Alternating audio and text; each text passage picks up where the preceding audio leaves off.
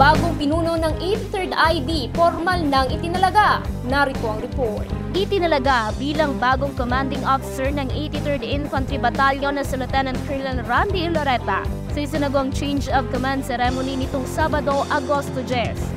Hopefully, this battalion will bring into a new level of identity, being the Matikas and formerly as the Achiever. So, once again, sir, maraming salamat sa trust, sa mga stakeholders, maraming salamat sa support, sa mga tropa, maraming salamat. Sa kanyang talumpati, tinalakay ni Lieutenant Colonel Loreta na lalo pang pag-iibayuhin ang mga magagandang nasimulan ng sinundang commanding officer na si Lieutenant Colonel Romer D. Dilo. We should never rest on our laurels and lower our guards. We are confronting a thinking enemy. Hence, we will review our approaches. Founded on the win strategy of the command, we shall continue to develop teamwork as a fundamental element in all our endeavors.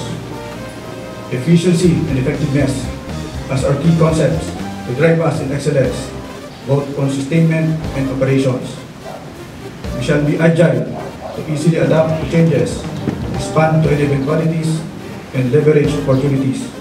Kaugnay nito, pinuri ni Major General Noe Alberto Peñafiela ang pamumuno ni Lieutenant Colonel Digilo habang binigyan ng hamon ang bagong upong pinuno. Robert, you did good, you did well, and you did well.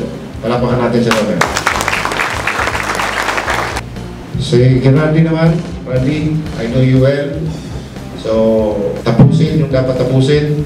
Ang parating kuha natin, bottom line is yung timeline. No less than the President or the Commander-in-Chief is very aware and in fact, keep on reminding us of the deadline. Kapayapaan para sa lahat. Eden Florita, Spring News.